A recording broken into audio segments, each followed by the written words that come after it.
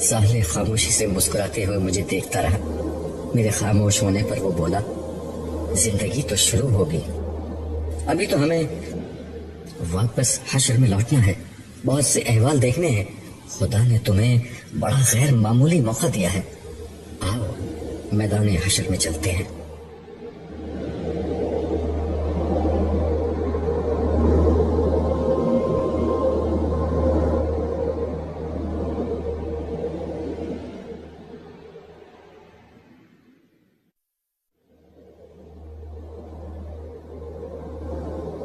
ہم ایک دفعہ پھر میدان حشر میں کھڑے تھے. بچوں سے متعلق نائمہ کا سوال میرے کانوں میں گونج رہا تھا.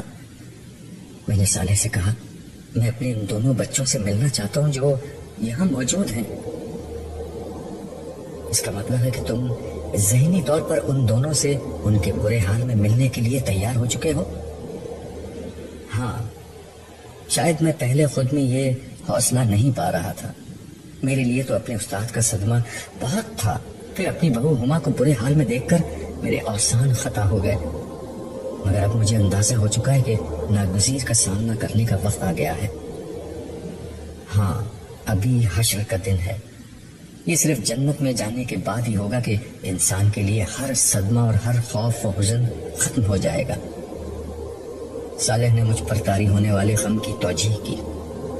یہی تعبیر قرآن پاک میں جنت کے لیے استعمال ہوئی ہے, وہ جگہ جہاں ماضی کا کوئی پچھتاوا ہے اور نہ مستقبل کا کوئی اندیشہ. میں نے اس کی تائید میں قرآن پاک کی ایک آیت کا حوالہ دیا.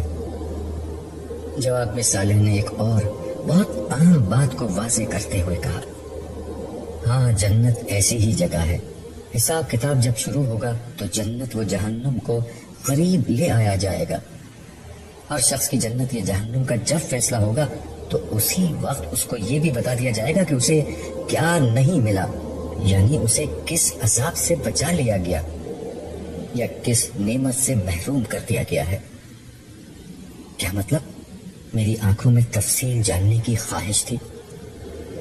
مطلب یہ کہ ایک شخص کے بارے میں اگر جنت کا فیصلہ ہوا تو اسی وقت اسے یہ بھی بتا دیا جائے گا کہ جہنم میں اس شخص کا ممکنہ ٹھکانہ کیا تھا جس سے اسے بچا لیا گیا ہے.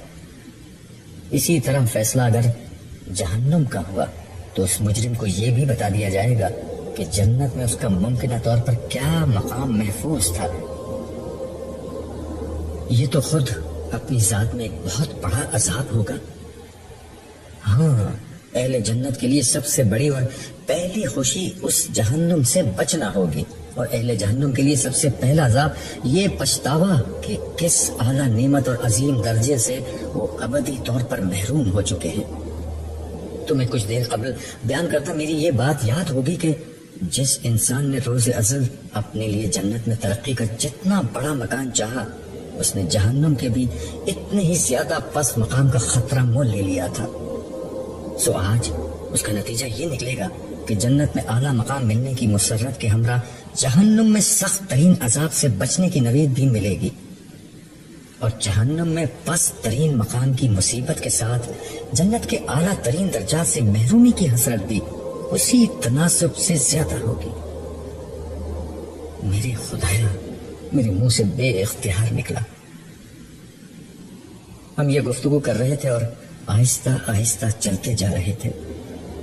حشر کے احوال ابھی تک وہی تھے یا شاید کچھ سختہ ہو چکے تھے. وہی رونا پیٹنا, وہی پریشانی و بدحالی, وہی حسرت و ندامت, وہی اضطراب, وہی بے چینی, وہی حزن و مایوسی. ہر چہرے پر سوال تھا مگر جواب کہیں نہیں تھا, مگر سکون کہیں نہیں تھا. اسی میدان میں ایک جگہ دو لڑکیاں پتھریلی زمین پر بے یار و مددگار بیٹھی ہوئی تھیں. دونوں کی آنکھیں بری طرح سوج رہی تھیں. صاف لگ رہا تھا کہ روتے روتے ان کی یہ حالت ہو چکی ہے.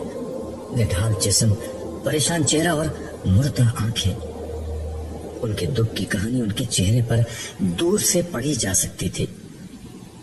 ان میں سے ایک زیادہ بدحال لڑکی دوسرے سے کہنے لگی, لیلا, مجھے یقین نہیں آ رہا کہ یہ سب کچھ سچ ہے.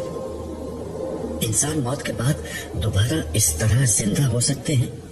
دنیا کی زندگی کے بعد ایک نئی دنیا شروع ہو سکتی ہے؟ نہیں، مجھے یقین نہیں آتا۔ کاش یہ ایک بھیانک خواب ہو، کاش میری آنکھ کھلے اور میں اپنے ٹھنڈے ایئر کنڈیشن بیڈ روم کے نرم و نازک بستر پر لیٹی ہوئی ہوں، اور پھر کالج آ کر میں تمہیں بتاؤں کہ آج میں نے ایک بہت بھیانک خواب دیکھا ہے۔ کاش یہ خواب ہو، کاش یہ خواب ہو۔ یہ کہتے ہوئے وہ بلک بلک کر رونے لگی۔ لیلا نے روتی ہوئی آسما سے کہا، یقین کرنے نہ کرنے سے اب کیا فرق پڑتا ہے؟ یہ خواب نہیں، حقیقت ہے۔ خواب تو وہ تھا جو ہم پچھلی دنیا میں دیکھ رہے تھے۔ آنکھ تو اب کھلی ہے آسما، آنکھ تو اب کھلی ہے، مگر اب آنکھ کھلنے کا کیا فائدہ؟ کچھ دیر کے لیے خاموشی چھا گئی، پھر لیلا حسرت کے ساتھ آسما سے بولی، کاش میری تم سے دوستی نہ ہوتی، کاش میں تمہارے راستے پر نہ چلتی۔ ہاں، کاش میں تمہارے راستے پر چلتی تو ہم دونوں کا یہ حال نہ ہوتا۔ پتہ نہیں اب آگے کیا ہوگا۔ آسما کا لہجہ بھی افسردہ تھا۔ خاموشی کے ایک وقفے کے بعد آسما نے لیلا سے مخاطب ہو کر کہا، لیلا یہ تو بتاؤ دنیا میں ہم کتنے دن رہے تھے؟ پتہ نہیں، 1 دن یا 10 دن یا شاید بس ایک پہر۔ اس وقت تو یوں لگتا ہے کہ زندگی کبھی ختم نہ ہوگی، مگر اب تو سب کچھ بس ایک خواب لگتا ہے۔ مجھے تو اب اس خواب کی کوئی جھلک بھی یاد نہیں آ رہی۔ یہ کہتے ہوئے آسما ماضی کے دھندلکوں میں کھو گئی۔ شاید وہ ماضی کے ورق الٹ کر کوئی ایسا پہر ڈھونڈ رہی تھی جس کی یاد آج تسلی کا کچھ سہارا بن جاتی، مگر اس کی یادداشت میں کوئی ایسا پہر نہیں آیا۔ جو کچھ یاد آیا وہ خود ایک فرد قرارداد جرم کی حیثیت رکھتا تھا۔ میں آج قیامت لگ رہی ہوں نا؟ آسما نے ایک ادا سے جسم کو لہرایا اور کسی ماڈل کے انداز میں 2 قدم چل کر لیلا کے سامنے کھڑی ہو گئی۔ لیلا اپنی درسگاہ کے احاطے میں درختوں کے سائے تلے بچھائی گئی ایک بینچ پر بیٹھی جوس پی رہی تھی، اور اس کے سامنے اس کی عزیز سہیلی آسما لہراتی بل کھاتی اپنے نئے کپڑوں کی نمائش کر رہی تھی۔ لیلا خاموش رہی تو آسما نے دوبارہ کہا، میں کیسی لگ رہی ہوں؟ تم کپڑے پہن کر بھی برہنہ لگ رہی ہو۔ لیلا نے بے نیازی سے جوس کا ایک سپ لیتے ہوئے اس کے لباس پر تبصرہ کیا۔ واٹ؟ سچ کہہ رہی ہوں، یہ لون کا پرنٹ تو بہت شاندار، مگر اس سے تمہارا پورا جسم جھلک رہا ہے۔ آستینیں تو تم پہننے کی عادی ویسے ہی نہیں ہو، مگر اس لباس میں تو بازوؤں کے ساتھ تمہارے کندھے بھی برہنہ نظر آ رہے ہیں۔ ویل میڈم، ڈونٹ کنڈم می۔ میں نے آپ کے کہنے سے یہ ایسٹرن ڈریس پہنا ہے، ورنہ مجھے صرف جینز اور ٹی شرٹ پسند ہے۔ یہ آدھی بات ہے، پوری بات یہ ہے کہ ٹائٹ جینز اور چست سلیو لیس ٹی شرٹ۔ اور کیا یہاں برقع پہن کر آؤں؟ آسما نے طنزیہ انداز میں پوچھا۔ آسما، یہاں لڑکے بھی پڑھتے ہیں، ہمیں محتاط رہنا چاہیے، یہ ہماری ذمہ داری ہے۔ لیلا نے اسے ناصحانہ انداز میں سمجھاتے ہوئے کہا، سوری، یہ تمہاری رائے ہے، ورنہ ذمہ داری تو ان لڑکوں کی ہے کہ اپنی نظریں جھکا کر رکھیں۔ کوئی مولوی انہیں یہ کیوں نہیں بتاتا؟ یقیناً یہ ان کی ذمہ داری ہے، مگر کیا ہماری کوئی ذمہ داری نہیں ہے؟ لیلا کے اس جواب پر آسما تنک کر بولی، کیا ہم اپنی پسند کے کپڑے بھی نہ پہنے، خوبصورت بھی نظر نہ آئے؟ ضرور پہنو اور ضرور خوبصورت لگو، مگر حیا کے دائرے میں رہتے ہوئے۔ بس کرو یار، یہاں ایک میڈم شائستہ ہیں جو ہر وقت ایسے ہی ماڈسٹی پر لیکچر دیتی رہتی ہیں، اور دوسری تم ہو۔ سنو، ان کے نقش قدم پر مت چلو، ورنہ ان کے جیسے ہی انجام ہوگا۔ ساری زندگی گھر بیٹھی رہ جاؤ گی ماڈسٹ بن کر، تمہاری بھی کہیں شادی نہیں ہوگی۔ آسما، بری بات ہے، اتنی اچھی اور نیک ٹیچر ہیں اور تم ہو کے ان کا مذاق اڑا رہی ہو۔ ان کی شادی نہیں ہوئی تو اس میں ان کی ماڈesty کا نہیں, ہمارے معاشرے کا قصور ہے. ارے چھوڑو یار یہ فضول بحث. یہ دیکھو, یہ جو لون کا پرنٹ میں نے پہنا ہے وہ سپر ماڈل ایکٹریس چمپا نے لانچ کیا ہے, اور اس کا ڈیزائنر بھی انٹرنیشنل شہرت کا مالک ہے. پتا ہے ایک سوٹ 30,000 کا ہے. تم نے تو ایگزیبیشن میں جانے سے انکار کر دیا تھا, مگر وہاں بڑا مزہ آیا. آخر میں فیشن شو بھی تھا, اسی میں چمپا نے یہ اسٹائل پہنا تھا جیسے میں نے کاپی کیا ہے. تم بھی بنوا لو, اور اس کے بعد میرے گھر والے مجھے گھر سے نکال دیں گے. ڈونٹ وری, میں تمہیں اپنے ہاں رکھ لوں گی. ویسے بھی تمہارے گھر والے بڑے آرتھوڈاکس ہیں. تمہاری امی نائمہ آنٹی ہیں تو اچھی خاتون, بس ہر وقت نصیحت کرتی رہتی ہیں. اور تمہارے ابا عبداللہ انکل, وہ تو لگتا ہے کہ ساری دنیا میں اسلام پھیلا کر ہی دم لیں گے. ایسے ہی تمہارے باقی بہن بھائی ہیں, بس ایک تمہارے بڑے بھائی جمشید ہی ڈھنگ کے ہیں, اسی لیے شاید تم لوگوں کے ساتھ نہیں رہتے. ابا تو سمجھتے ہیں کہ وہی سب سے زیادہ ان سے دور ہو چکے ہیں, اور بقول امی کے انہوں نے مجھے بھی خراب کر دیا ہے. کیا خرابی ہے تم میں؟ تم تو مجھے ویسے ہی بڑی نیک لگتی ہو. میں اور نیک؟ بس مارے باندھے بچپن کی عادت کی بنا پر روزہ نماز کر لیتی ہوں.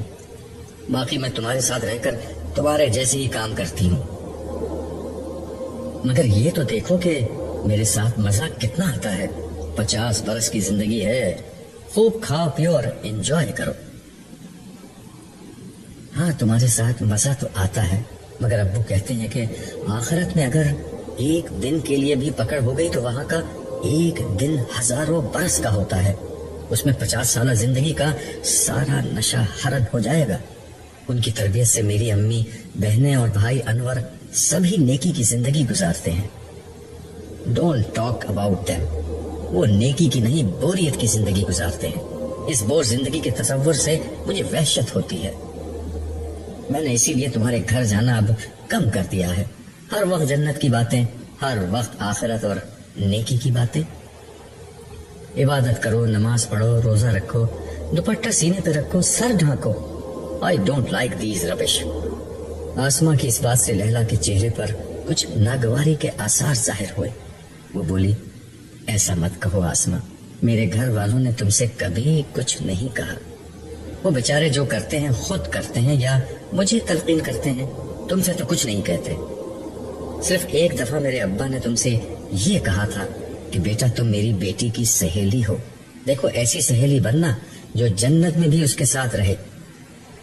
ایسا نہ ہو کہ قیامت کے دن تم دونوں ایک دوسرے کو الزام دو کہ تمہاری دوستی نے مجھے برباد کر دیا. سوری بھائی, تم تو برا مان گئی, لیکن دیکھو تم نے اپنے ابا کی تقریر مجھے پھر سنا دی. ان بیچاروں کے سر پر ہر وقت قیامت سوار رہتی ہے. آسما کے اس جملے سے لیلا کے چہرے کا رنگ بدلا. اس کے تیور دیکھ کر وہ فوراً بولی, سوری, ناراض نہ ہونا, اب تمہارے ابا کو کچھ نہیں کہوں گی. چلو کینٹین چل کر کچھ کھاتے ہیں, مجھے بڑی بھوک لگ رہی ہے. میدان حشر میں غضب کی گرمی تھی. میں سوچ رہا تھا کہ نہ جانے لوگ پیاس سے زیادہ پریشان ہوں گے یا پھر اس اندیشے سے کہ کہیں انہیں جہنم کی بھڑکتی ہوئی آگ میں نہ پھینک دیا جائے. میں اسی خیال میں تھا کہ صالح کی آواز کانوں سے ٹکرائی. عبداللہ تیار ہو جاؤ, میں تمہیں تمہاری بیٹی سے ملوانے لے جا رہا ہوں. بے اختیار میں نے اپنا نچلا ہونٹ اپنے دانتوں میں دبا لیا. ہم کچھ قدم آگے چلے تو کھردری پتھریلی سطح پر 2 لڑکیاں بیٹھی نظر آئیں. میں دوری سے ان دونوں کو پہچان گیا. ان میں سے ایک لیلا تھی, میری سب سے چھوٹی اور چہیتی بیٹی. دوسری آسما تھی, میری بیٹی کی عزیز ترین سہیلی. اس وقت ماحول میں سخت ترین گرمی تھی. لوگوں کے بدن سے پسینہ پانی کی طرح بہ رہا تھا. بھوک تو پریشانی کے عالم میں اڑ چکی تھی, مگر پیاس کے عذاب نے ہر شخص کو پریشان کر رکھا تھا. یہ دونوں بھی پیاس سے نڈھال بیٹھی تھی. آسما کی حالت بہت خراب تھی اور پیاس کی شدت کے مارے وہ اپنے بازو سے بہتا ہوا اپنا پسینہ چاٹ رہی تھی. ظاہر ہے اس سے پیاس کیا بجھتی. اس نے مزید بھڑکنا تھا. جبکہ لیلا اپنا سر گھٹنوں میں دیے بیٹھی تھی۔ آسما ایک بڑے دولت مند خاندان کی اکلوتی چشم و چراغ تھی۔ خدا نے حسن، دولت، اسٹیٹس ہر چیز سے نوازا تھا۔ ماں باپ نے اپنی چہیتی بیٹی کو اعلیٰ ترین اداروں میں تعلیم دلوائی۔ بچپن سے اردو کی ہوا تک نہیں لگنے دی گئی۔ عربی اور قرآن کریم کو سمجھ کر پڑھنے کا تو کوئی سوال ہی نہیں تھا۔ انگلش میڈیم اسکولوں کا اتنا اثر تھا کہ بچی انگریزوں سے زیادہ اچھی بولتی تھی، مگر ایسے اسکولوں میں زبان دانی کے طور پر نہیں، بلکہ ایک برتر تہذیب کی غلامی کے احساس میں سیکھی جاتی ہے۔ چنانچہ زبان کے ساتھ مغربی تہذیب اپنے بیشتر لوازمات سمیت در آئی تھی۔ سلام کی جگہ ہیلو ہائے، لباس میں جینز شرٹ، انگریزی میوزک اور فلمیں وغیرہ زندگی کا لازمہ تھے۔ تاہم آسما خاندانی طور پر نو دولتی پس منظر کی نہیں بلکہ خاندانی رئیس تھی، اس لیے کم از کم ظاہر کی حد تک ایک درجے کی تہذیب و شرافت، بڑوں کا ادب، لحاظ اور رکھ رکھاؤ پایا جاتا تھا۔ اسی لیے میں نے اس دوستی کو گوارا کر لیا تھا کہ شاید لیلا کی صحبت سے آسما بہتر ہو جائے۔ لیلا سے اس کی دوستی کالج کے زمانے میں ہوئی۔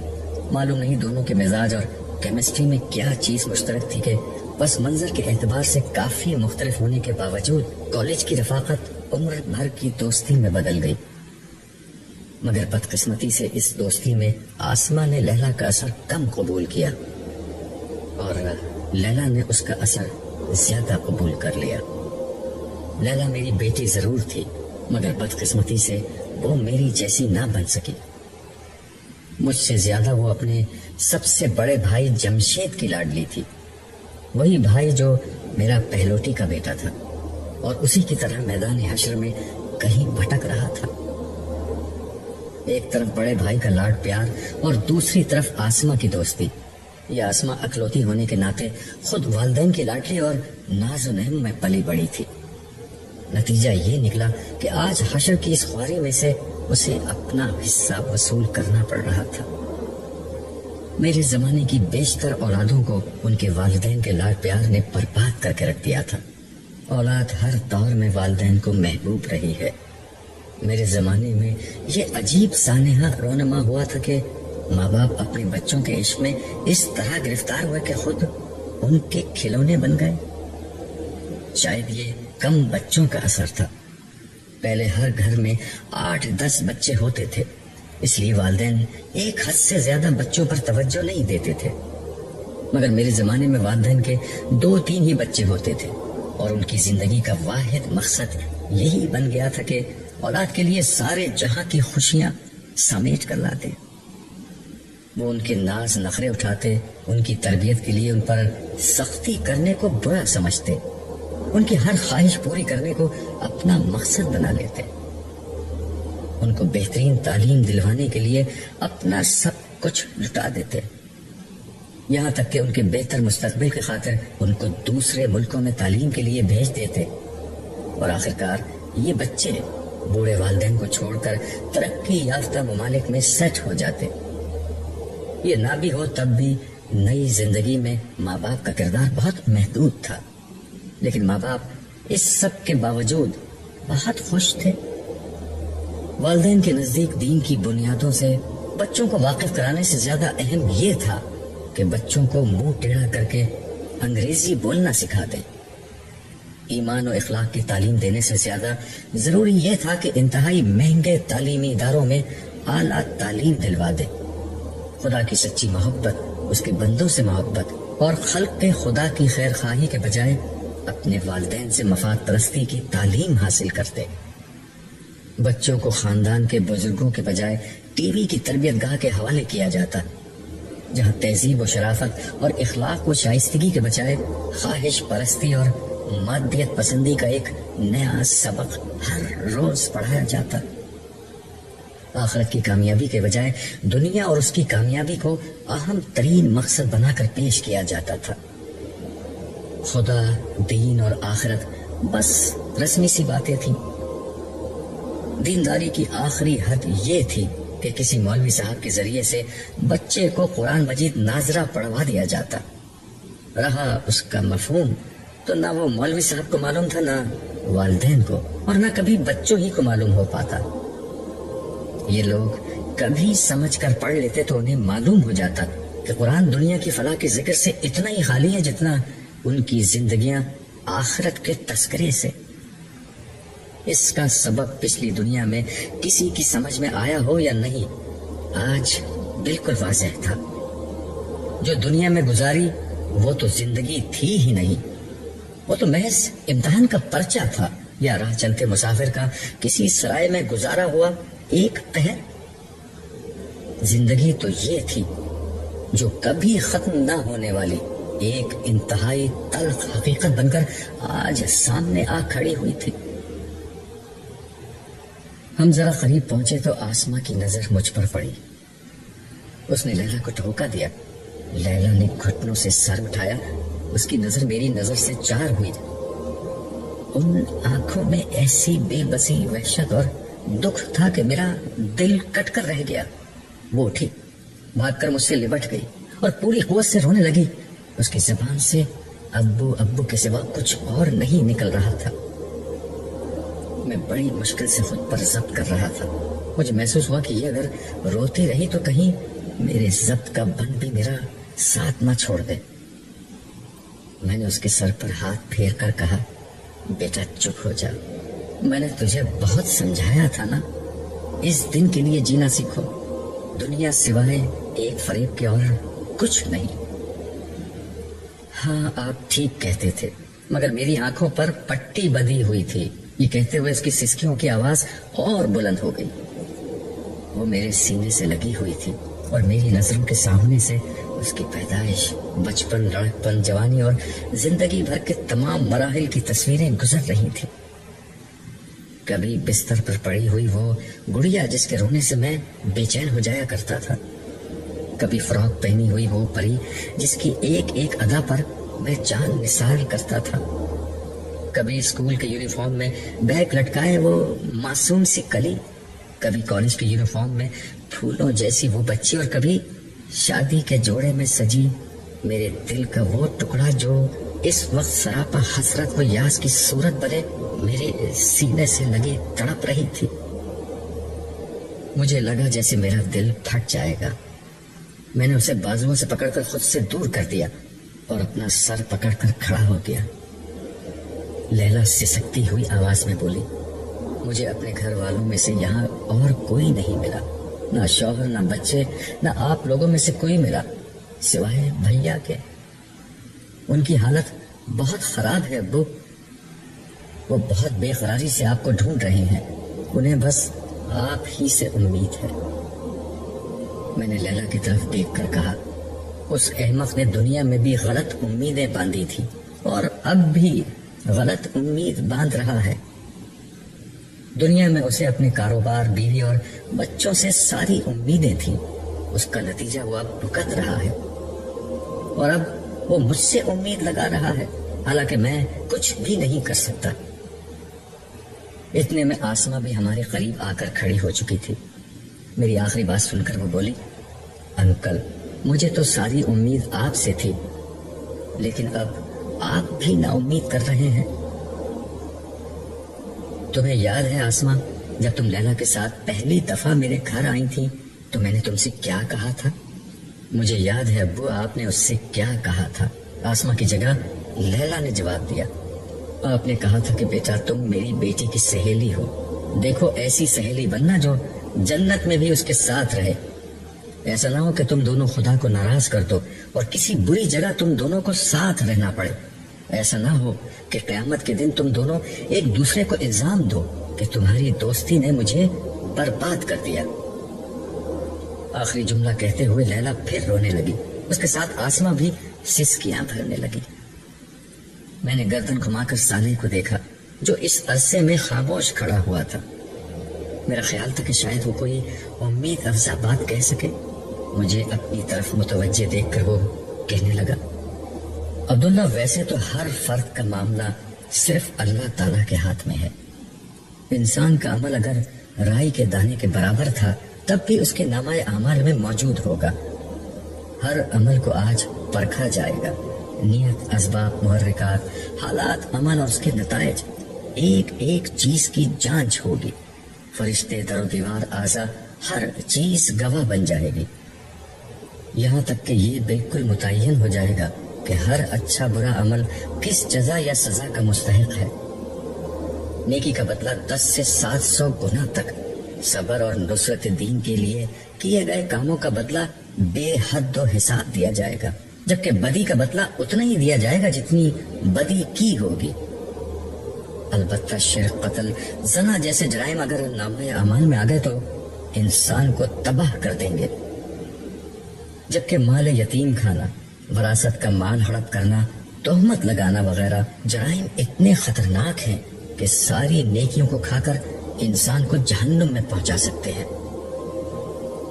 یہ سزا جزا کے عمومی ضابطے ہیں، ان کی بنیاد پر اللہ تعالیٰ عدل کے ساتھ فیصلہ کریں گے. اور یقین رکھو کہ کسی پر رائے کے دانے کے برابر ظلم نہیں ہوگا.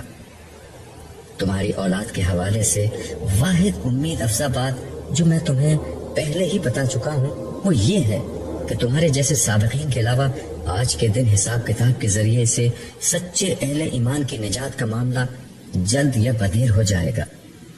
البتہ تم اپنی اولاد کو مجھ سے بہتر جانتے ہو کہ ان کی نجات کا امکان کتنا ہے. مجھے زیادہ پریشانی اپنے بیٹے کی ہے، میں نے جواب دیا. اس جواب میں میرے سارے اندازے، امیدیں اور اندیشے جمع تھے. میں نے مزید تبصرہ کیا. اسے پیسے کمانے، گاڑی، بنگلے اور دولت مند بننے کا بہت شوق تھا. یہ شوق جس کو لگ جائے اسے کسی بھی برے حال میں پہنچا سکتا ہے. اس کے بعد اکثر لوگ حلال و حرام اور اچھے برے کی تمیز کھو بیٹھتے ہیں. اگر قصد حرام سے بچ بھی جائیں تو اسراف، غفلت، نمود و نمائش، بخل، تکبر اور ہاتھ تلفی جیسی برائیاں انسان کو احتساب الہی کی اس عدالت میں لا کھڑا کرتے ہیں جہاں نجات بہت مشکل ہو جاتی ہے. میری اس بات کا جواب غیر متوقع طور پر آسمہ نے دیا. یہ ساری باتیں لیلا مجھے بتاتی تھی. اس نے آپ کی کتابیں بھی مجھے پڑھنے کے لیے دی تھی، مگر مجھے اردو پڑھنی نہیں آتی تھی. میری بدقسمتی کہ میری ساری زندگی غفلت، دنیا پرستی، فیشن، نمود و نمائش، اسراف اور تکبر میں گزر گئی. مجھ پر حسین نظر آنے کا خط سوار تھا.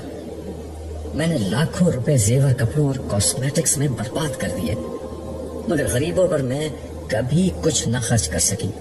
کبھی کیا بھی تو اس کو بہت بڑا احسان سمجھا، حالانکہ اللہ نے ہمیں بہت مال و دولت عطا کیا تھا.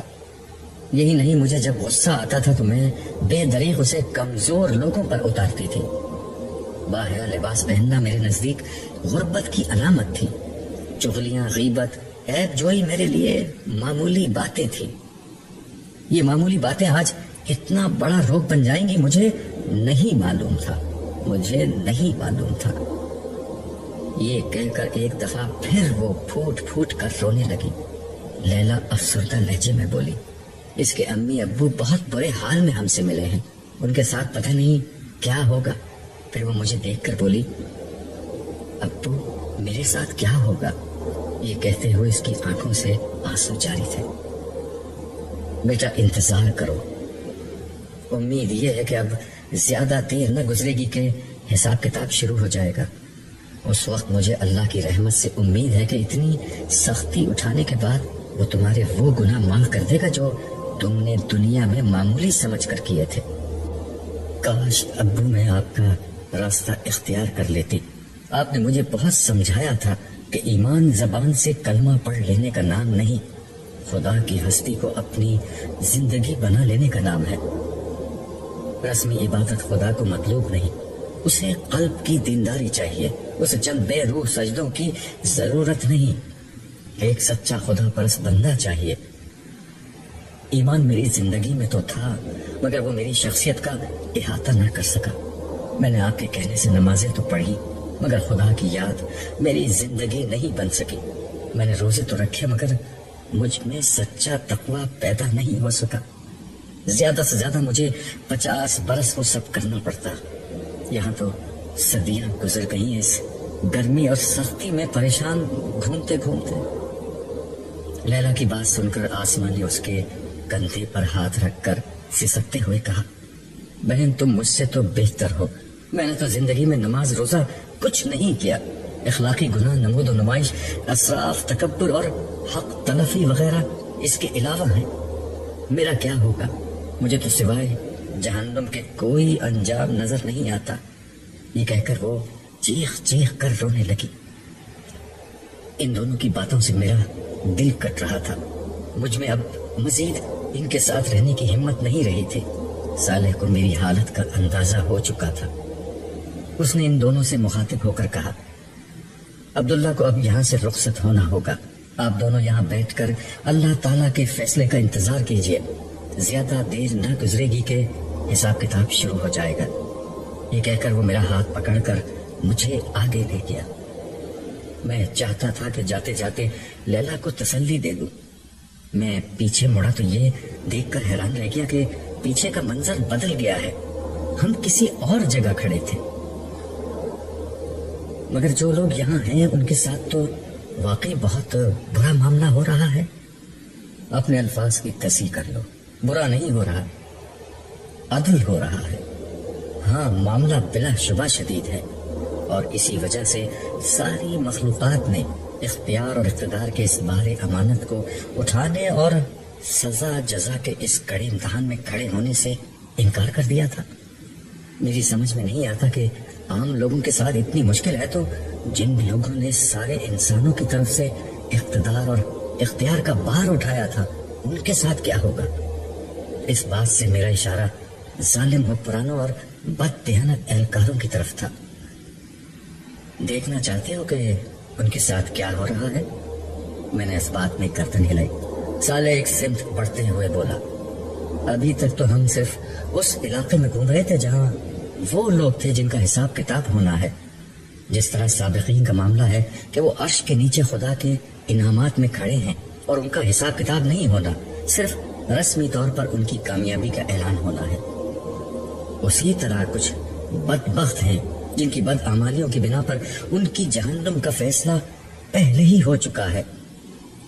ہم انہی کی سمت چل رہے ہیں۔ ہم جیسے جیسے آگے بڑھتے رہے، گرمی کی حدت اور شدت بہت تیزی سے بڑھتی جا رہی تھی۔ مجھے اس کا اندازہ اس بڑھتے ہوئے پسینے سے ہوا جو لوگوں کے جسم سے بہہ رہا تھا۔ لوگوں کے جسموں سے پسینہ قطروں کی صورت میں نہیں بلکہ دھار کی شکل میں بہہ رہا تھا، مگر زمین اتنی گرم تھی کہ یہ پسینہ تپتی زمین پر گرتے ہی اس میں جذب ہو جاتا۔ پیاس کے مارے لوگوں کے ہونٹ باہر نکل آئے تھے اور وہ کسی طعن زدہ اور پیاسے اونٹ کی طرح ہانپ رہے تھے۔ مگر پانی کا یہاں کیا سوال؟ ان کے چہروں پر پریشانی سے کہیں زیادہ خوف کے سائے تھے۔ یہ خوف کس چیز کا تھا یہ بھی تھوڑی ہی دیر میں معلوم ہو گیا۔ اچانک لوگوں کے درمیان ایک عجیب ہلچل مچ گئی، لوگ ادھر ادھر بھاگنے لگے۔ مجمع چھٹا تو دیکھا کہ ایک آدمی کے پیچھے دو فرشتے دوڑ رہے ہیں۔ یہ ویسے ہی فرشتے تھے جیسے عرش کے سائے کی طرف جاتے ہوئے ہمیں نظر آئے تھے۔ ایک کے ہاتھ میں آگ کا کوڑا تھا اور دوسرے کے ہاتھ میں ایسا کوڑا تھا جس میں کیلیں نکلی ہوئی تھی۔ وہ آدمی ان سے بچنے کے لیے سر توڑ کوشش کر رہا تھا، مگر یہ فرشتے اس کا پیچھا نہیں چھوڑ رہے تھے۔ صاف نظر آ رہا تھا کہ فرشتے جان بوجھ کر اسے تھکا رہے ہیں۔ وہ اس کے قریب پہنچ کر اسے ایک کوڑا مارتے اور کہتے جا رہے تھے کہ اے حکمران، اٹھ اور اپنی مملکت میں چل۔ کوڑا پڑتے ہی وہ شخص چیختا چلاتا گرتا پڑتا بھاگنے لگتا، پھر وہ فرشتے اس کے پیچھے دوڑنے لگتے۔ مجھے ان موصوف کا تعارف حاصل کرنے کے لیے زیادہ انتظار نہیں کرنا پڑا۔ صالح نے خود ہی بتا دیا، یہ تمہارے ملک کے سربراہ مملکت ہیں۔ کچھ ہی دیر میں سربراہ مملکت آگ اور کیلوں والے کوڑے کھا کر زمین بوس ہو چکے تھے، جس کے بعد فرشتوں نے انہیں ایک لمبی زنجیر میں باندھنا شروع کیا جس کی کڑیاں آگ میں دہکا کر سرخ کی گئی تھیں۔ سربراہ مملکت بے بسی سے تڑپ رہے اور رحم کی فریاد کر رہے تھے، مگر ان فرشتوں کو کیا معلوم تھا کہ رحم کیا ہوتا ہے۔ وہ بے دردی سے انہیں باندھتے رہے۔ جب ان کا پورا جسم زنجیروں سے جکڑ گیا تو اتنے میں کچھ اور فرشتے آ گئے۔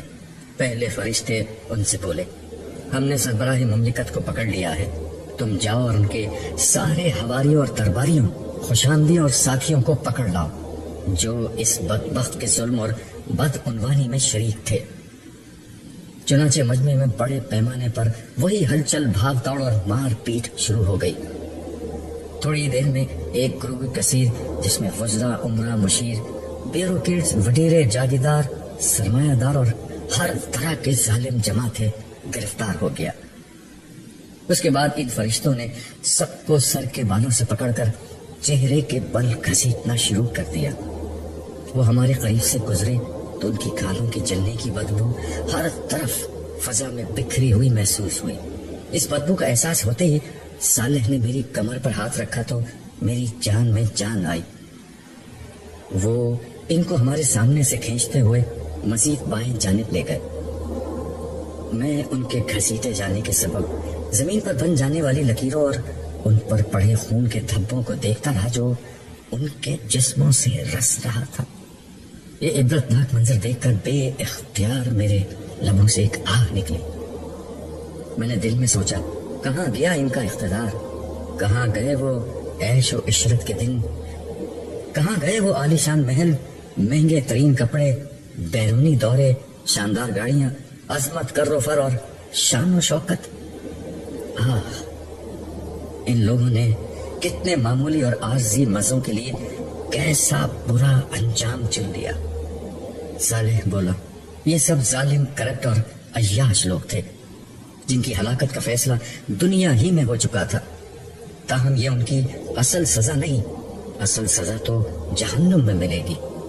جس طرف فرشتے انہیں لے جا رہے ہیں وہاں سے جہنم بالکل قریب ہے۔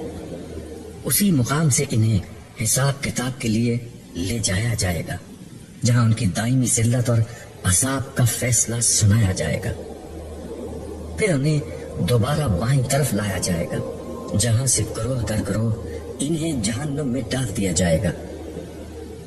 حساب کتاب کے ذکر سے مجھے بے اختیار وقت کا خیال آیا تو میں نے صالح سے پوچھا، صالح، رسول اللہ صلی اللہ علیہ وسلم کی دعا کو قبول ہوئے طویل عرصہ گزر گیا ہے، مگر اب تک یہ حساب کیوں نہیں شروع ہوا؟ یہ تم سمجھتے ہو کہ طویل عرصہ ہوا ہے۔ میدان حشر میں وقت بہت آہستگی کے ساتھ گزر رہا ہے، جس کی بنا پر یہ طویل عرصہ لگتا ہے، مگر عرش تلے بہت ہی کم وقت گزرا ہے۔ تم جاننا چاہتے ہو کہ اتنا وقت بھی بہرحال کیوں لگ رہا ہے؟ تمہیں نے بتایا تھا کہ جن لوگوں کو معاف کیا جانا ہے اس سختی کو ان کی معافی کا ایک عذر بنا دیا جائے گا۔ ہاں، یہ ایک وجہ ہے، مگر دوسری وجہ لوگوں کو یہ احساس دلانا ہے کہ یہاں سارا اختیار اللہ کے ہاتھ میں ہے۔ بات یہ ہے عبداللہ، انسانوں نے اپنے کریم اور مہربان آقا کی قدر نہیں کی۔ آج وہ آقا لوگوں کو یہ احساس دلا رہا ہے کہ انسان کس درجے میں اس کے محتاج اور اس کے سامنے بے وقت ہے۔ اس کی طاقت و عظمت کا پہلا اظہار قیامت کا دن تھا، جب انسانوں کی دنیا برباد ہو گئی اور ان کا سب کچھ تباہ ہو گیا تھا۔ انسان کی ساری طاقت اسے قیامت کے ہولناک حادثے سے نہیں بچا سکی۔ دوسرا موقع آج حشر کا دن ہے، جب سب کو معلوم ہو چکا ہے کہ خدا کے سامنے کسی کی کوئی وقت نہیں ہے۔ تیسرا موقع اب آ رہا ہے، یعنی حساب کتاب کا، جب اللہ تعالیٰ براہ راست آسمانوں اور زمین کا کنٹرول اپنے ہاتھ میں لے لیں گے۔ تو کیا ابھی تک ایسا نہیں ہوا؟ نہیں، ابھی تک ایسا نہیں ہوا۔ ابھی تک نظام کائنات بظاہر فرشتے چلا رہے ہیں اور اللہ تعالیٰ صرف ان کو احکامات دے رہے ہیں۔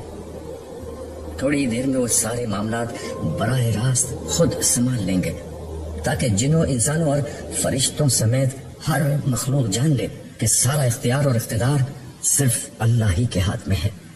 سرے دست سارے آسمانوں میں بکھری ہوئی کائنات جو لامتناہی فاصلوں پر پھیلی ہوئی تھی، اس کو سمیٹا جا رہا ہے۔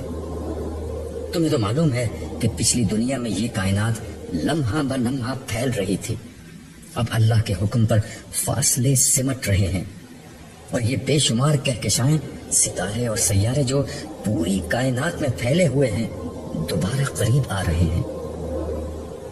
ایسا کیوں ہے؟ میں نے حیرت سے پوچھا۔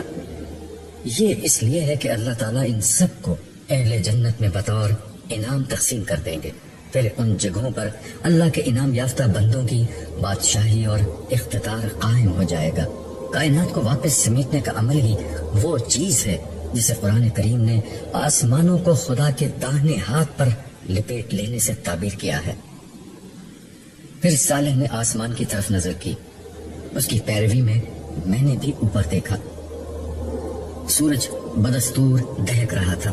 میں نے پہلی دفعہ یہ بات نوٹ کی کہ چاند بھی سورج کے قریب موجود تھا، مگر وہ بے نور ہو چکا تھا اور بہت آہستگی کے ساتھ سورج کی طرف بڑھ رہا تھا. یہ دیکھ کر صالح نے کہا، آج آسمان و زمین بدل کر کچھ سے کچھ ہو چکے ہیں.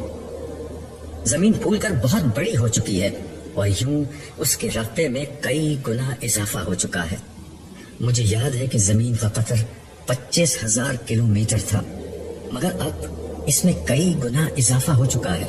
ساتھ ہی یہ زمین اب اس سے کہیں زیادہ حسین اور خوبصورت ہے جتنی پہلے تھی.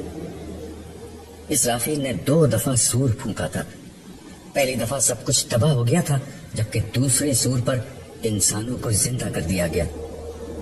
ان دونوں کے بیچ میں اللہ تعالیٰ کے حکم سے زمین بڑی ہوئی اور فرشتوں نے اس پر اہل جنت کے لیے اعلیٰ ترین گھر، محلات، باغات اور ان کے سکون و تفریح کے لیے بہترین چیزیں اور تمہارے لیے ناقابل تصور حد تک حسین ایک نئی دنیا بنا دی ہے. ہر جنتی کو اس کا گھر اسی زمین میں دیا جائے گا اور اسے رہنے بسنے کے لیے بڑے بڑے رقبے دیے جائیں گے. زمین کے وسط میں دہکتے ہوئے آتش فشاں اور کھولتے پانی کے چشموں کے درمیان میں اہل جہنم کا ٹھکانہ ہوگا. میں نے اس کی بات کا خلاصہ کرتے ہوئے کہا، تم نے جو کچھ کہا ہے قرآن کریم کے بیانات سے مجھے اس کا پہلے ہی اندازہ تھا. قرآن کریم کے بیان سے یہ معلوم ہوتا ہے کہ زمین کے وارث خدا کے نیک بندے ہوں گے اور سطح زمین جنت میں بدل دی جائے گی جہاں اہل جنت کا ٹھکانہ ہوگا.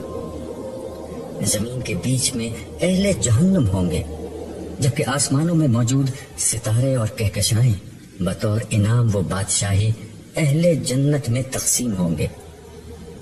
ویسے ان میں کیا ہوگا؟ اس کی تفصیل دربار والے دن سامنے آئے گی. دربار والی بات یاد ہے نا؟ ہاں، تم نے بتایا تھا کہ حساب کتاب کے بعد اہل جنت کی اللہ تعالیٰ کے ساتھ جو نشست ہوگی اس کا نام دربار ہے. اس نشست میں تمام اہل جنت کو ان کے مناصب اور مقامات رسمی طور پر تفویض کیے جائیں گے. یہ لوگوں کی ان کے رب کے ساتھ ملاقات بھی ہوگی اور مقربین کی عزت افزائی کا موقع بھی ہوگا. ہاں، اس روز انعام بھی دیا جائے گا اور کام بھی بتایا جائے گا. اتنی دیر میں بے نور چاند سورج میں ضم ہو چکا تھا. یہ دیکھ کر صالح بولا، آسمان پر موجود نشانیاں بدل رہی ہیں. چاند کا سورج میں ضم ہو جانا اسی کی ایک علامت ہے. اس کا مطلب یہ ہے کہ سارے آسمان سمیٹ لیے گئے ہیں. اب کسی بھی لمحے پروردگار عالم کا ظہور ہوگا اور وہ عدالت شروع ہو جائے گی جس کا انتظار تھا. اس وقت تمہیں اور ساری دنیا کو معلوم ہو جائے گا کہ اللہ جل جلالہ کس عظیم و اعلیٰ ہستی کا نام ہے. ابھی صالح کا جملہ ختم بھی نہیں ہوا تھا کہ ایک زوردار دھماکہ ہوا. سب لوگ لرز کر رہ گئے. آواز چونکہ آسمان کی جانب سے آئی تھی اس لیے ہر نگاہ اوپر کی طرف اٹھ گئی. میں اور صالح بھی لوگوں کے ساتھ اوپر دیکھنے لگے. ایک حیرت انگیز منظر سامنے تھا. آسمان میں شگاف پڑ چکا تھا اور تھوڑی ہی دیر میں وہ بادلوں کی طرح پھٹ کر ٹکڑے ٹکڑے ہو گیا. ان شگافوں کو دیکھ کر ایسا لگا کہ آسمان میں دروازے ہی دروازے بن گئے ہیں. ہر شگاف سے فرشتوں کی فوج در فوج زمین کی طرف اترنے لگے. ان کی تعداد اتنی زیادہ تھی کہ کسی قسم کی گنتی اور اندازہ محال تھا. فرشتوں کے مختلف گروہ تھے اور ہر گروہ کا انداز اور لباس بالکل مختلف تھا. وہ فرشتے میدان حشر کے وسط میں ایک جگہ اترنے لگے اور انہوں نے درمیان میں موجود ایک بڑی اور بلند خالی جگہ کو اپنے گھیرے میں لے لیا. فرشتے آسمان سے اترتے جاتے اور دائرہ در دائرہ ہاتھ باندھ کر مؤدب انداز میں کھڑے ہوتے جاتے. ہر لمحہ ان کی تعداد بڑھتی جا رہی تھی. اس دوران میں لوگوں کی چیخ و پکار بھی تھم چکی تھی. ہر شخص پھٹی آنکھوں سے ٹکٹکی باندھے اسی سمت دیکھے جا رہا تھا۔ اب فضا میں بس کچھ سرگوشیوں کی سرسراہٹ ہی باقی رہ گئی تھی۔ اس کی وجہ یہ تھی کہ ہر شخص اپنے برابر والے سے پوچھ رہا تھا کہ یہ کیا ہو رہا ہے۔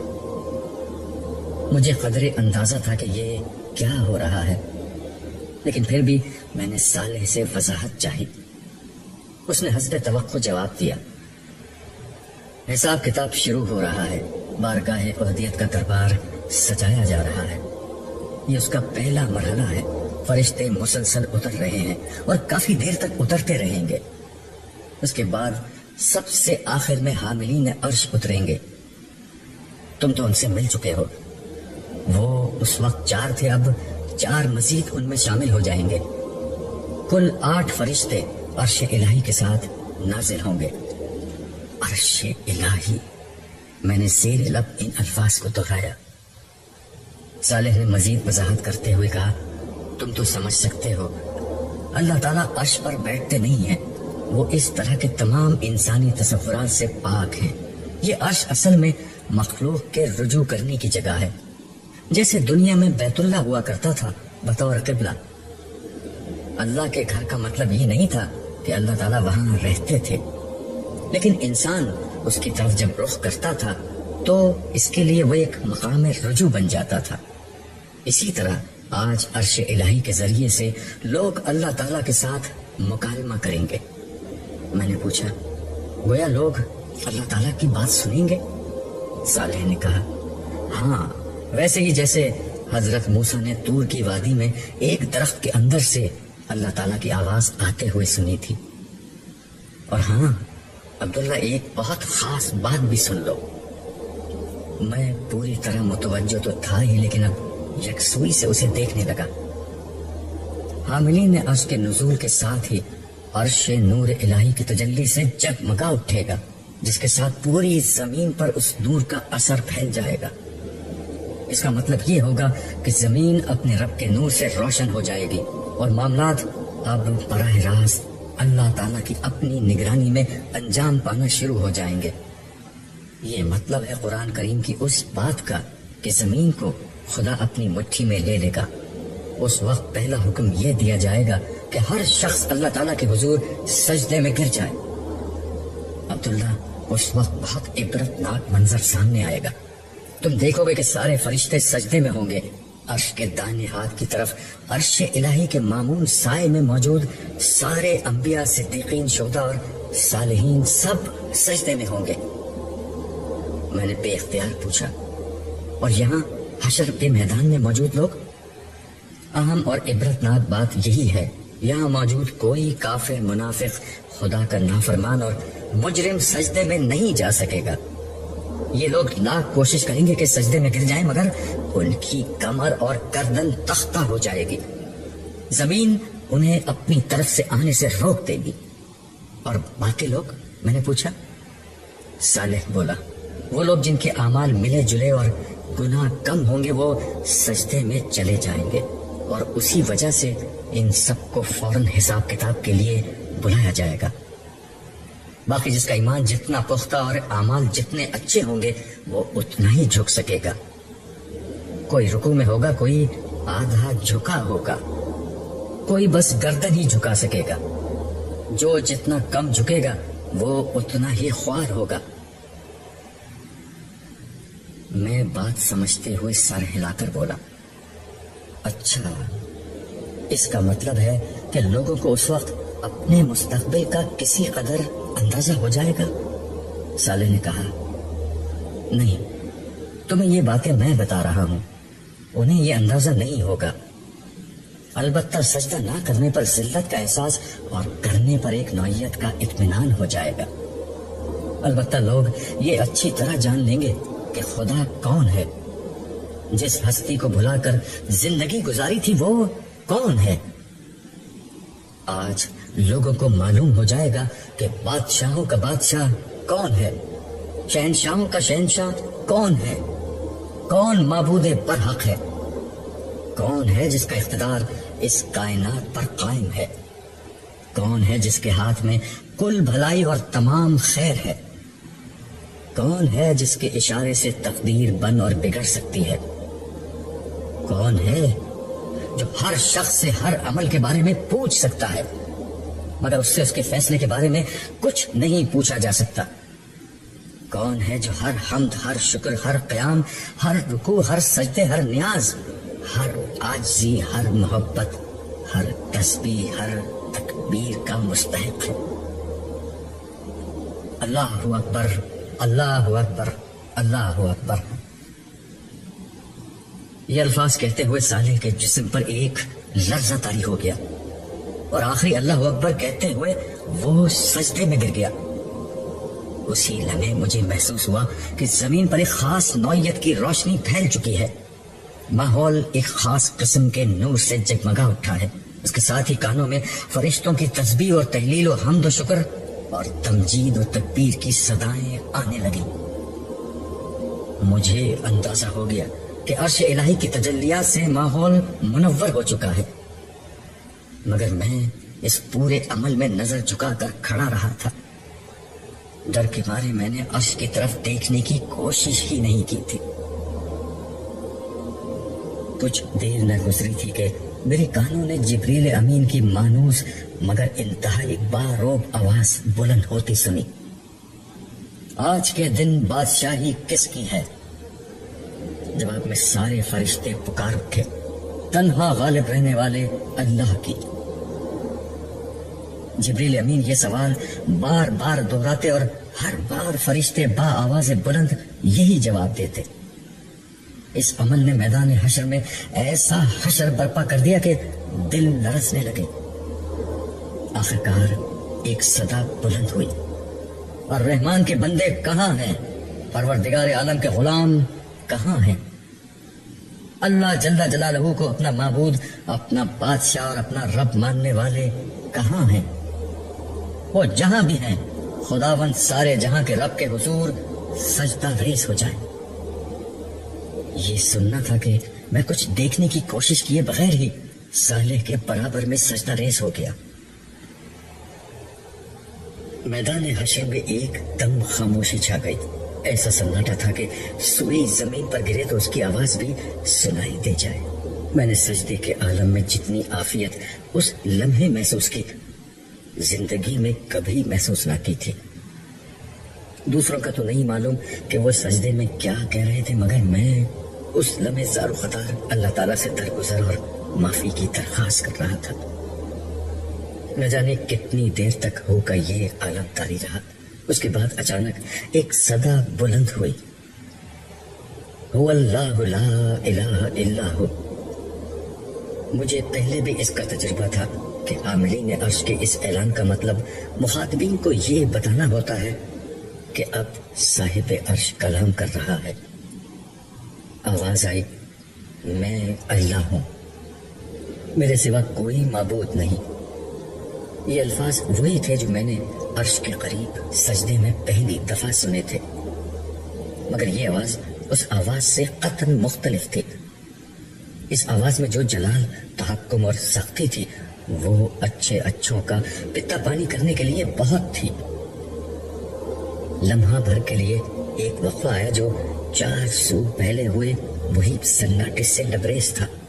اس کے بعد بادلوں کی کڑک سے بھی کہیں زیادہ سخت اور گرجدار آواز بلند ہوئی، میں ہوں بادشاہ، کہاں ہے سرکش، کہاں ہے متکبر، کہاں ہے زمین کے بادشاہ؟ یہ الفاظ بجلی بن کر گونجے۔ لوگوں نے اس بات کا جواب تو گیا دینا تھا، ہر طرف رونا پیٹنا مچ گیا۔ اس آواز میں جو سختی، رعب اور ہیبت تھی، اس کے نتیجے میں مجھ پر لرزہ طاری ہو گیا۔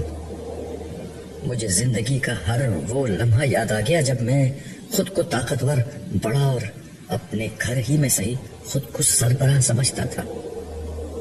اس لمحے میری شدید ترین خواہش تھی کہ زمین پھٹے اور میں اس میں سما جاؤں، میں کسی طرح خدا کے قہر کے سامنے سے ہٹ جاؤں۔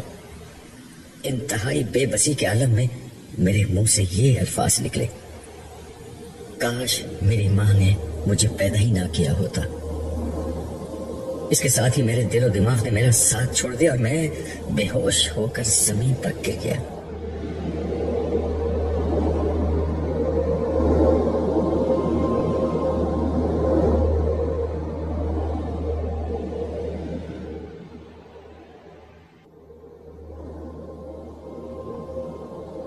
میری آنکھ کھلی تو میں نے خود کو ایک نفیس اور نرم و نازک بستر پر پایا۔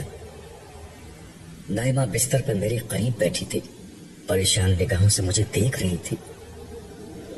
میری آنکھیں کھلتے دیکھ کر ایک دم سے اس کے چہرے پر رونق آ گئی۔ اس نے بے اختیار پوچھا، آپ ٹھیک ہیں؟ میں کہاں ہوں؟ میں نے جواب دینے کے بجائے خود ایک سوال کر دیا۔ آپ میرے پاس میرے خیمے میں ہیں۔ صالح آپ کو اس حال میں یہاں لائے تھے کہ آپ بے ہوش تھے۔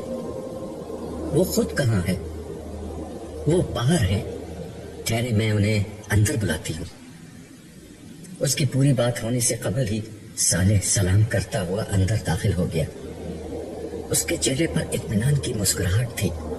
میں اسے دیکھ کر اٹھ بیٹھا اور پوچھا، کیا ہوا تھا؟ تم بے ہوش ہو گئے تھے۔ باخدا میں نے اپنے رب کا یہ روپ پہلی دفعہ دیکھا تھا۔ خدا کے بارے میں میرے تمام اندازے غلط تھے۔ وہ اس سے کہیں زیادہ عظیم ہے جتنا میں تصور کر سکتا تھا۔ مجھے اب اپنی زندگی کے ہر اس لمحے پر افسوس ہے جو میں نے خدا کی عظمت کے احساس میں بسر نہیں کیا۔ میری بات سن کر صالح نے کہا، یہ غیب اور حضور کا فرق ہے۔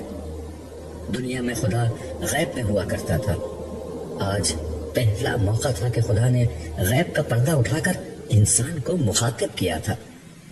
تم نصیب والے ہو کہ تم نے غیب میں رہ کر خدا کی عظمت کو دریافت کر لیا اور خود کو اس کے سامنے بے وقت کر دیا تھا۔ اسی لیے آج تم پر اللہ کا خصوصی کرم ہے۔ مگر یہ بے ہوش کیوں ہوئے تھے؟ نائمہ نے گفتگو میں مداخلت کرتے ہوئے پوچھا۔ دراصل ہوا یہ تھا کہ ہم عرش کے بائیں طرف مجرموں کے حصے میں کھڑے تھے۔ اسی وقت فرشتوں کا نزول شروع ہو گیا اور حساب کتاب کا آغاز ہو گیا۔ اللہ تعالیٰ نے چونکہ غضب کے عالم میں گفتگو شروع کی تھی اور اس ناراضی کا اصل رخ بائیں ہاتھ والوں ہی کی طرف تھا، اس لیے سب سے زیادہ اس کا اثر اسی بائیں طرف ہو رہا تھا۔ اللہ تعالیٰ اپنی صفات سے کبھی مغلوب نہیں ہوتے، اس لیے اس غضب میں ہونے کے باوجود بھی انہیں احساس تھا کہ اس وقت ان کا ایک محبوب بندہ الٹے ہاتھ کی طرف موجود ہے۔ اس لیے انہوں نے عبداللہ کو بے ہوش کر دیا۔ وہ اگر ایسا نہ کرتے تو عبداللہ کو اس قہر و غضب کا سامنا کرنا پڑ جاتا جو بائیں جانب والوں پر اس وقت ہو رہا تھا۔ صالح کی بات سن کر بے اختیار میری آنکھوں سے اپنے رب کریم کے لیے احسان مندی کے آنسو جاری ہو گئے۔ میں بستر سے اترا اور سجدے میں گر گیا۔ میرے منہ سے بے اختیار یہ الفاظ نکلنے لگے، معبود تو نے مجھے کب کب یاد نہیں رکھا۔ ماں کے پیٹ سے آج کے دن تک تیری کسی مصروفیت نے تجھے مجھ سے غافل نہیں کیا، اور میں نے کبھی تیری کریم ہستی کی قدر نہ کی۔ میں نے کبھی تیرے کسی احسان کا شکر ادا نہ کیا۔ میں نے کبھی تیری بندگی کا حق ادا نہ کیا۔ تو پاک ہے، تو بلند ہے، ہر ہم تیرے ہی لیے ہے اور ہر شکر تیرا ہی ہے۔ مجھے معاف کر دے اور اپنی رحمتوں کے سائے میں لے لے۔ اگر تو نے مجھے معاف نہیں کیا تو میں ہلاک ہو جاؤں گا، میں برباد ہو جاؤں گا۔ میں دیر تک یہی دعا مانگتا رہا۔ نائمہ نے میری پیٹھ پر ہاتھ پھیر کر کہا، اب آپ اٹھیے، آپ نے تو عمر بھر اللہ کی مرضی اور پسند کی زندگی گزاری ہے، میں آپ کو جانتی ہوں۔ نائمہ کی بات سن کر میں خاموشی سے اٹھ کھڑا ہوا اور اسے دیکھتے ہوئے بولا، تم ابھی خدا کے احسانوں اور اس کی عظمت کو نہیں جانتی، وگرنہ کبھی یہ الفاظ نہ کہتی۔ عبداللہ ٹھیک کہہ رہا ہے نائمہ، صالح نے میری تائید کرتے ہوئے کہا۔ انسان کا بڑے سے بڑا عمل بھی خدا کی چھوٹی سے چھوٹی عنایت کے مقابلے میں کچھ نہیں۔ خدا عبداللہ سے زبان چھین لیتا تو یہ ایک لفظ نہیں بول سکتا تھا، ہاتھ چھین لیتا تو لکھ نہیں سکتا تھا۔ ہر نعمت اور ہر توفیق اسی کی تھی، انسان کچھ بھی نہیں، سب کچھ خدا ہے۔ آپ ٹھیک کہتے ہیں، میں نے اس پہلو سے غور نہیں کیا تھا۔ نائمہ نے اعتراف میں سر ہلاتے ہوئے کہا۔ اب ہمیں کہاں جانا ہے؟ میں نے صالح سے دریافت کیا۔ حساب کتاب شروع ہو چکا ہے، تمہیں وہاں پہنچنا ہوگا، لیکن پہلے ایک اچھی خبر سنو۔ وہ کیا ہے؟ جب حساب کتاب شروع ہوا تو اللہ تعالیٰ نے سب سے پہلے امت مسلمہ کے حساب کا فیصلہ کیا، اور جانتے ہو اس عمل میں تمہاری بیٹی لیلا نجات پا گئی۔ کیا؟ میں حیرت اور خوشی کے مارے چلا اٹھا۔ ہاں، صالح ٹھیک کہتے ہیں، نائمہ بولی، میں اس سے مل چکی ہوں۔ وہ اپنے باقی بھائی بہنوں کے ساتھ دوسرے خیمے میں موجود ہیں، وہاں سب آپ کا انتظار کر رہے ہیں۔ اور جمشید؟ میں نے صالح سے اپنے بڑے بیٹے کے متعلق پوچھا۔ جواب میں ایک سوگوار خاموشی چھا گئی۔ مجھے اپنے سوال کا جواب مل چکا تھا۔ میں نے کہا، پھر میں واپس حشر کے میدان میں جانا پسند کروں گا، شاید کوئی راستہ نکل آئے۔ ٹھیک ہے، صالح بولا، اور پھر میرا ہاتھ تھام کر خیمے سے باہر آ گیا۔ خیمے سے باہر آ کر میرا پہلا سوال یہ تھا، میں جمشید کے لیے کیا کر سکتا ہوں؟ تم لیلا کے لیے کچھ نہیں کر سکے تو جمشید کے لیے کیا کر سکو گے؟ کیا تم اللہ تعالیٰ کو بتاؤ گے کہ اسے کیا کرنا چاہیے؟ استغفر اللہ، میرا مطلب ہرگز یہ نہیں تھا۔ میں نے فوراً جواب دیا، مگر صالح کی بات پر جمشید کو بچانے کا جوش ٹھنڈا ہو چکا تھا۔ کچھ دیر توقف کے بعد میں نے دریافت کیا، اچھا یہ بتاؤ کہ میرے بے ہوش ہونے کے بعد حشر کے میدان میں کیا ہوا؟ تم جب ہوش میں تھے تمہیں اس وقت بھی پوری طرح معلوم نہیں تھا کہ وہاں کیا ہو رہا ہے؟ اسے پوچھنا ہے تو کسی مجرم سے پوچھو۔ ادھر گروہ در گروہ فرشتے نازل ہو رہے تھے اور ادھر مجرموں کی جان پر بن رہی تھی۔ پھر جس وقت سجدے میں جانے کا حکم ہوا تو سارے لوگ سجدے میں تھے، اور یہ بدبخت اس وقت بھی خدا کے سامنے سینہ تانے کھڑے تھے۔ یہ ان کی کمر تختہ ہو جانے کا نتیجہ تھا؟ ہاں، یہ ان کی سزا تھی۔ اس کے بعد جب اللہ تعالیٰ نے دریافت کیا کہ میں بادشاہ ہوں، میرے سوا اور بادشاہ کہاں ہیں، اس وقت بھی یہی مجرم سینہ تانے اس کے سامنے کھڑے تھے۔ کاش تم دیکھ سکتے کہ اس وقت ان مجرموں کے ساتھ کیا ہو رہا تھا۔ ان کے دل کٹے جا رہے تھے، کلیجے منہ کو آ رہے تھے، آنکھیں خوف اور دہشت سے پھٹی ہوئی تھی۔ مجرم بے بسی سے اپنی انگلیاں چبا رہے تھے، مگر مجبور تھے کہ اس وقت بھی ساری کائنات کے بادشاہ کے سامنے سینہ تان کر کھڑے رہیں۔